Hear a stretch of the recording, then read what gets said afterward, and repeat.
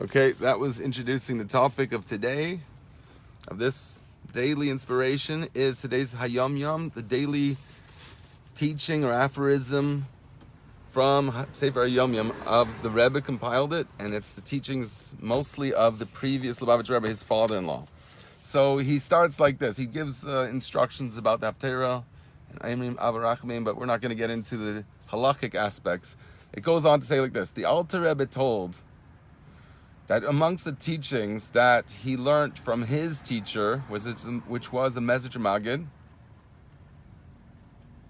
before him in Yechidus. So he went into Yechidus with his Rebbe, the Mezritcher Maggid.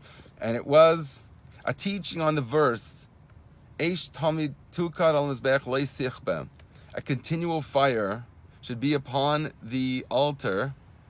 It should never be extinguished. That although the fire came from heaven,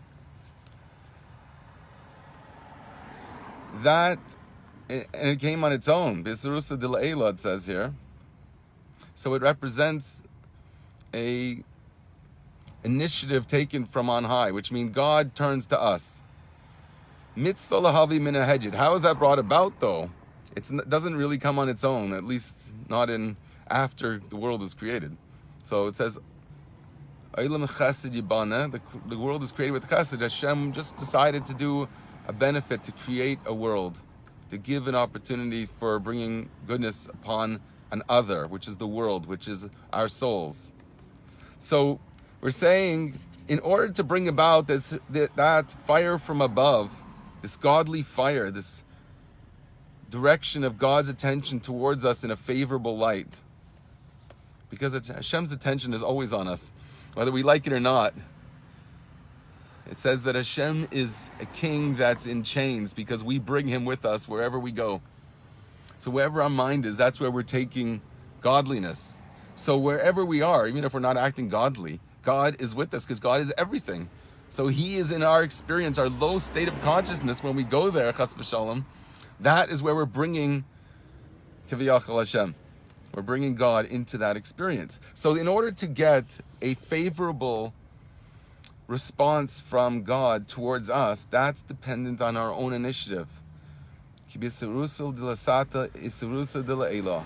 There is a reciprocal relationship that when you turn towards God, he turns back to us.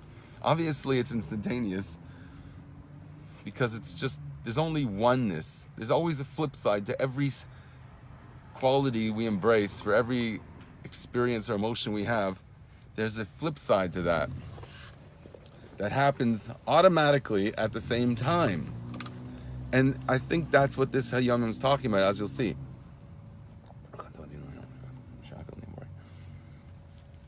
So it says, Ruach gives some words here from Kabbalah, or maybe even Chassidus. Ki ruach aisi ruach v'amshich ruach. Spirit goes to a spirit and draws the spirit. So where you direct your attention, you're bringing spirit there, ruach, and that draws equivalently a reciprocal response from ruach above. Ruach lemata aisi ruach melela. The spirit from below draws upon it a spirit from above that's really totally in line with it. It reaches the greatest heights. It's a mitzvah, a positive commandment, directive for us to burn fire on the altar. So we think of these things as very historically interesting and fascinating, and even something that we might regret or not understand, that we have a whole central divine service that doesn't exist in our lives in the simplest form of expression. It doesn't happen. There's no altars, there's no sacrifices. It's actually seen as uncivilized and barbaric to do such a thing, but to us it's the pinnacle of our whole religious expression, as Rambam writes in Yan HaChazaka. So anyways, when we're speaking about an altar, we're talking about spiritual realities also. If we can't appreciate the physical expression of that, which is having an altar in a holy temple where there's sacrifices. We don't appreciate the meaning of that, and we've lost touch with what that is. It's because we don't understand what that represents spiritually, because spirituality we also think is something that doesn't relate to us, but it is something very much that relates to us. Spirituality, if you're always involved with, you can't help it, because you have a spiritual existence.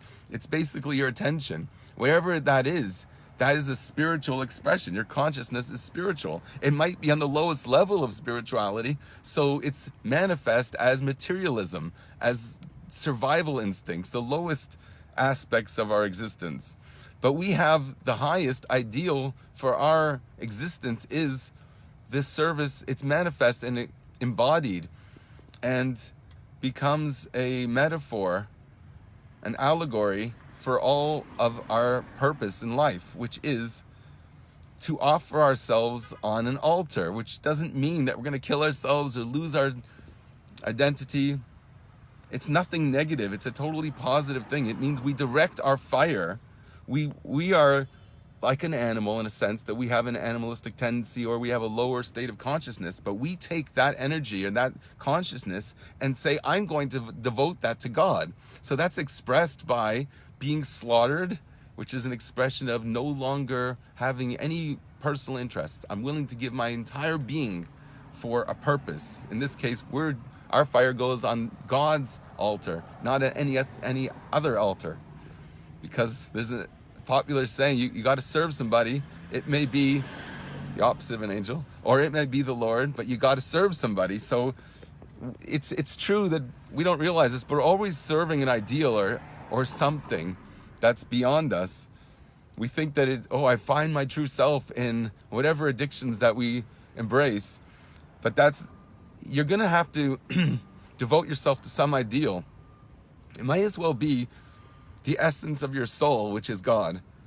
They're one and the same thing at the highest level. So if you are in touch with what your soul wants, you know whose altar to sacrifice yourself on, and not have any desire except to direct your attention, your fire, towards that goal.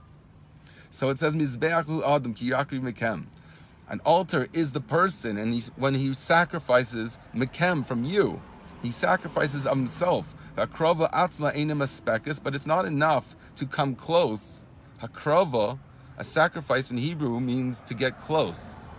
It's not enough to bring yourself close to the altar. V'tzrikim lahavir eish al hakorban asher mikem. Fire has to be upon the sacrifice, which is you. There has to be fire. Ve'eish zeh loy sichba, and this fire should never be extinguished. Shehi mechava es haloi, because that is the power to take away the negativity, the loy. Okay, this is applicable on many levels. I'm going to try and relate it back afterwards, if there's time, to my original topic. But it goes on a little bit more. The Alter Rebbe continues that this teaching was implanted in him 10 times by the teachings of the Mezritch Maggid. The Mezritch Maggid told him this 10 times, in order to engrave this in the 10 powers of my soul. V'yemar li, Ata Talmidi, you are my student. The Mezritch Maggid tells the Alter Rebbe, Hine nitzrach le'eish talmid. So therefore you need the constant fire. This is an Aveda, this is a divine service that's applicable even to the most holy people like the Alter Rebbe, and he has to have constant fire upon the altar. Because your mission is to extinguish the negativity. He's darshaning the pasuk. He's explaining the verse that says, Eish talmid al mizbeach lei sichba. He's darshaning lei sichba. You should not let the fire be extinguished, but he's interpreting that to mean that the fire on the Mizbeach, the loy, the negativity, it will sichma, it will extinguish. So that's the power that we're invested with, and the Alter Rebbe in particular here in the story, that he is the power to extinguish the negativity. That he had a lot of opposition, as you know if you've studied the history of Chassidus. So the Mezritch Maggid charges him with the mission to constantly have a fire, because your mission is to extinguish the negativity. Shalom enagdim, it says here in parentheses, that he's talking about the negativity, the opposition of those who oppose Chassidus. L'chabes loy gadol, a great negative force. Ata sekabes alay, and this is the part that I think summarizes and gives focus to the entire aphorism. Ata tekabes alay, if you extinguish the negativity, Hashem yisparach yahaflech es alay lahain, then that negativity itself will be transformed into hain, which is positive, which is a yes. That is the fantastic reality of when we show some initiative on our part, and in turning away or extinguishing negativity in ourselves and in the world around us, because we have responsibility to act not just internally, spiritually, but also influencing the world around us. When we do that, God gives us the power, or rather the thing we're interacting with, the effect, the godly transformation of that thing actually becoming positive. That is associated, it goes on to explain in this book, it brings other sources that relate to this, but that is associated with the divine service of tshuva, of returning to God.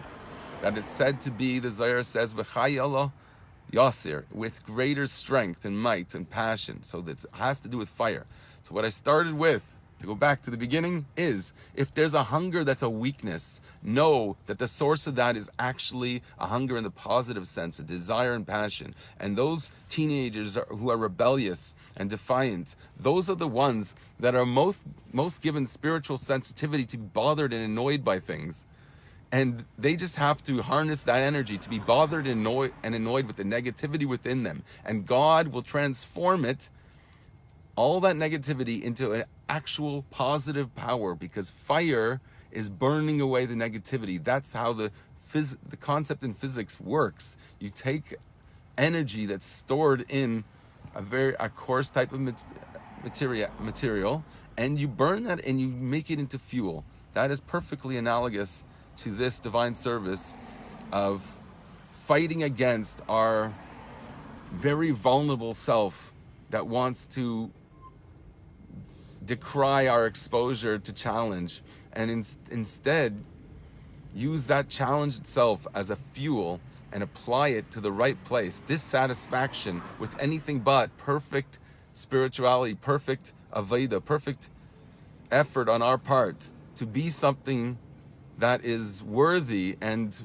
honorable of, and an expression of love to God, because that is our whole purpose and that is the whole reality. And if you don't realize that yet, stay tuned because I want to talk to you. Ein od milvadei, there's nothing else besides God. So everything that you think, all people who have doubts and weakness in their faith, that too is part of God, and we're going to bring that out, hopefully from day to day here, with renewed inspiration and Eish Tamid, continual fire. Everyone have a great day.